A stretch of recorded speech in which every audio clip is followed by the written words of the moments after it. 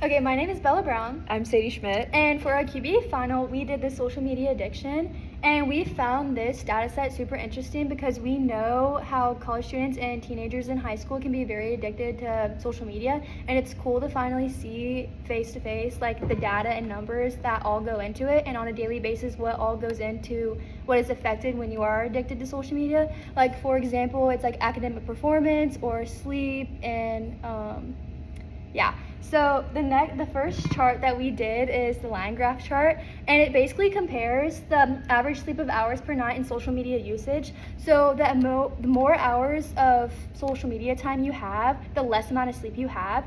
So for example, one of the data points in our data set is if you have social media usage of 8.5 hours or more, you have around 4 hours of sleep, compared to if you only have an hour and a half hours of sleep or hours on social media, you have 8 hours of sleep.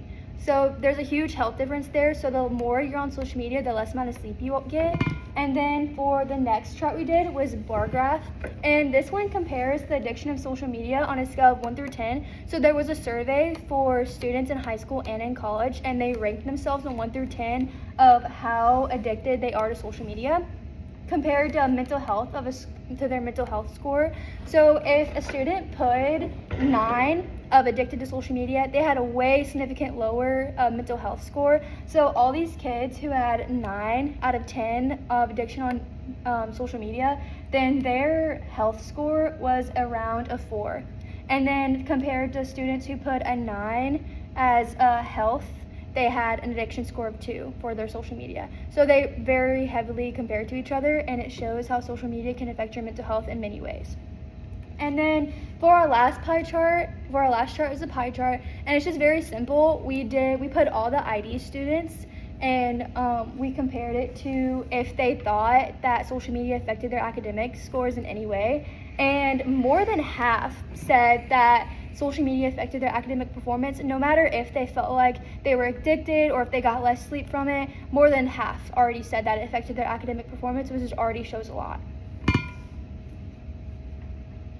Okay, so for the next slide, the claim that we're testing is the true average daily social media usage among teenagers and if it exceeds 4.8 hours per day. So our null hypothesis states that the population mean was equal to 4.8 hours, and then the alternative hypothesis claims that it's greater than 4.8 hours, which makes this a right-tailed or upper-tailed test.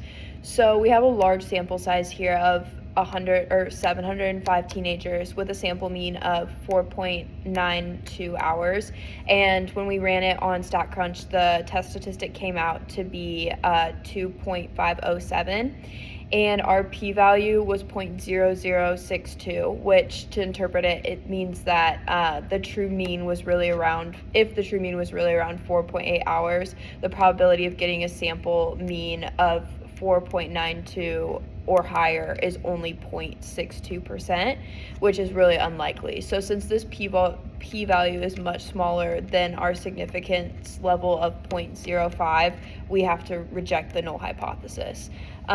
So as you can see on the normal curve that we included, our test statistic falls pretty deep into the rejection region, which is beyond the critical value of 1.647. So we have significant statistical evidence to conclude that teenagers are spending significantly more than 4.8 hours per day on social media on average.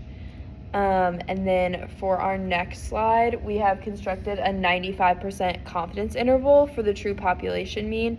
So the interval here ranges from 4.826 to 5.012 hours. The entire confidence interval here lies above the claimed value of 4.8 hours, which since that 4.8 value is not contained anywhere in this interval, that provides confirmation of our earlier decision. Because the confidence interval doesn't include that, it supports rejecting the overall null hypothesis. So kind of put more simply, we can be 95% confident that the true average daily social media usage time for teenagers is somewhere approximately between 4.83 hours and 5.01 hours, and this is clearly higher than what our claim was of 4.8 hours. Okay, and then for our next slide, it's regression. And we did a regression analysis on Excel and on StatCrunch. And on our slide, it is showing StatCrunches. And we used all 5 of the variables, which were mental health score, conflicts over social media, sleep hours, and then we had age and also daily average intake of social media. But those 2 weren't significant enough where StatCrunch didn't put it on there. So on StatCrunch for the R square, it was 94%, meaning these variables explain most of the variation in addiction. Looking at the results, mental health as a negative result, so better mental health is linked to lower addiction, as well as conflicts over social media have a positive relationship, meaning more conflict is associated with higher addiction. Sleep also has a negative relationship, so more sleep leads to a lower addiction. Overall, this shows that emotional and behavioral factors like mental health, conflict, and sleep are stronger variables of social media addiction than age or just the average time spent online for daily. Okay, so to conclude, kind of wrapping up, we put some bullet points on here. This analysis kind of shows that social media does have a really big impact on students' lives overall. The chart shows that social media use increases. As social media use increases, sleep goes down. Higher addiction is also linked to worse overall mental health. So most students also said that social media affected their academic performance, and our hypothesis test then showed that students do spend more than 4.8 hours on social media a day, which is clearly a lot. The regression results also showed that mental health, sleep, and conflicts were the biggest factors overall affecting the social media addiction. And this just proves that social media doesn't only affect how we spend our time, but it also impacts our sleep, mental health, relationships, and overall success in school. Thank you. Thank you.